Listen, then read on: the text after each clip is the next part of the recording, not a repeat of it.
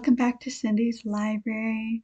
This is Cindy, and today you'll notice things look a bit different. So I'll be giving a bit of a life update and tell you what I have read so far in the month of September. So shall we get to it?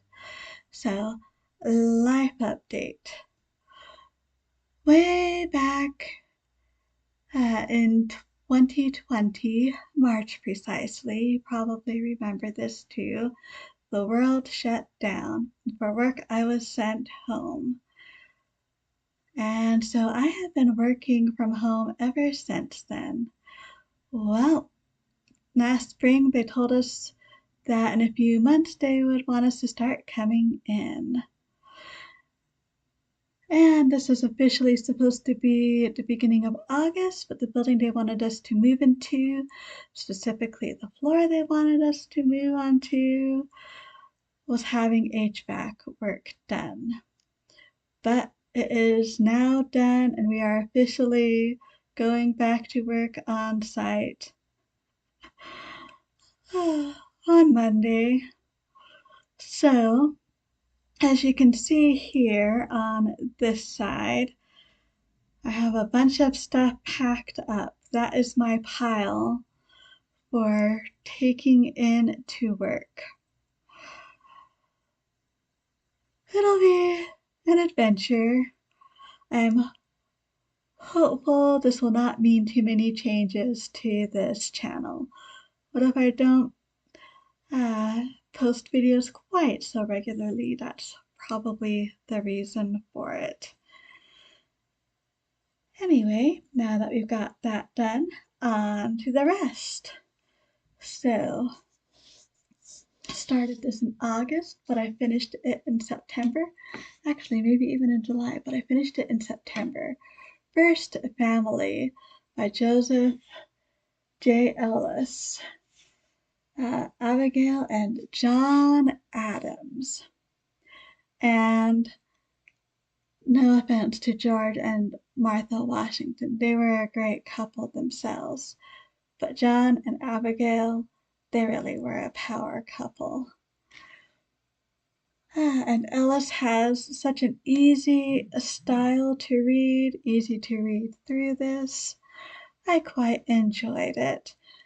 We get a brief glimpse of their early days up to when they met, then focus a lot on their marriage and how it was affected by John being involved in so many things, long absences, and getting back together and being stronger than ever, and in his presidency and retirement years. And then the epilogue are the few years that John spent sadly without his Abigail. But quite enjoyable. If you want to learn a bit about Abigail and John Adams, this would not be a bad choice at all. I also read Murder Must Advertise by Dorothy L. Sayers, Peter Wimsey book. No Harriet Vane in this one, but it's still a good one.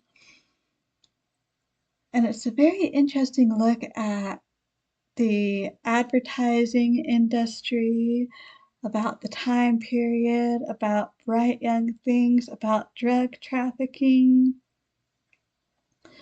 So, we have this ad agency, and a certain gentleman, liked well enough overall, but not necessarily by everyone. Well, there's this metal spiral staircase in one end of the building. How high is the building? Not sure it ever says. Anyway, he was on a floor towards the top and fell down it and died. And so it looks like an accident, but is it? This is where Lord Peter, of course, comes in. And we get some great scenes with him trying to fit into the culture of the advertising agency. Quite enjoyable. For Shakespeare, I read King of Shadows by Susan Cooper. We have a modern day boy.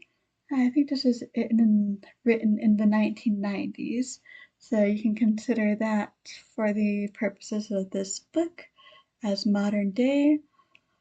But he ends up getting back into Shakespeare's time.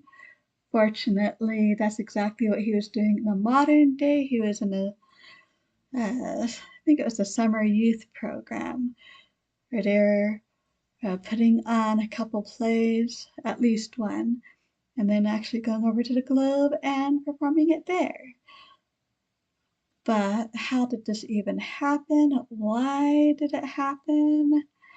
Can our young hero Nat Field manage to survive hundreds of years in the past and keep people from thinking he is too weird?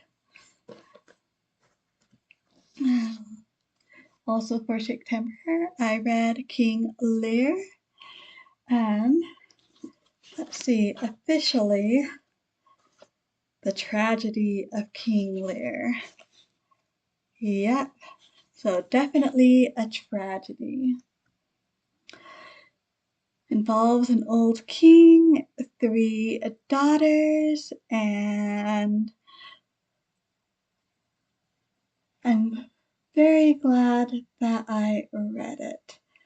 I'll be giving more thoughts in a separate review. I'll be showing up here shortly, hopefully. I also read The Secret of Chimneys by Agatha Christie. So this one is one of her first ones. I think it was about her 4th or maybe 5th novel that she wrote. And it is not connected to the Hercule Poirot or Miss Marple universes or anything like that. It seems to be a standalone. We have Anthony Cade. We first meet him in Europe. He runs into an old pal, agrees to run an errand for the old pal. Actually, there's kind of 2 errands. One involves a manuscript, another involves letters from a lady.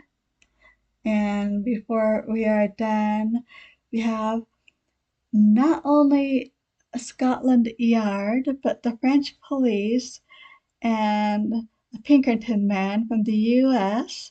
We have a master thief. We have so many diplomatic international entanglements. We have a treasure hunt, and of course, murder. Rather enjoyable. Rather enjoyable. It definitely has a very light tone, which some of later Christie does not have quite so much. But it was a fun romp, what can I say? And I read Harry Potter and the Prisoner of Azkaban, Harry's 3rd year of school at Hogwarts. We know there's the mysterious Sirius Black who's escaped from Askaban prison, hence the title. We meet a few more people, and we re-meet some more friends and enemies. So, as always, great time at Hogwarts. And then I read Everyman's Library Pocket Poets, John Donne. And this one actually has more than poetry. It has elegies, satires, letters, paradoxes and problems, sermons, essays, and devotionals. A few things I absolutely love in here. If you know the poem from Howl's Moving Castle, the book version by Diana Wynne Jones.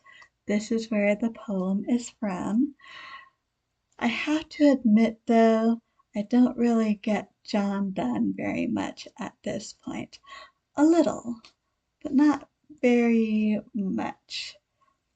So we'll have to put this aside for some years and come back to it and see if I understand it any better when I have grown up more. Anyway, I think that is everything. Thank you so much for stopping by. I truly do appreciate it. So until next time, hope we all stay safe and healthy. And as always, happy reading.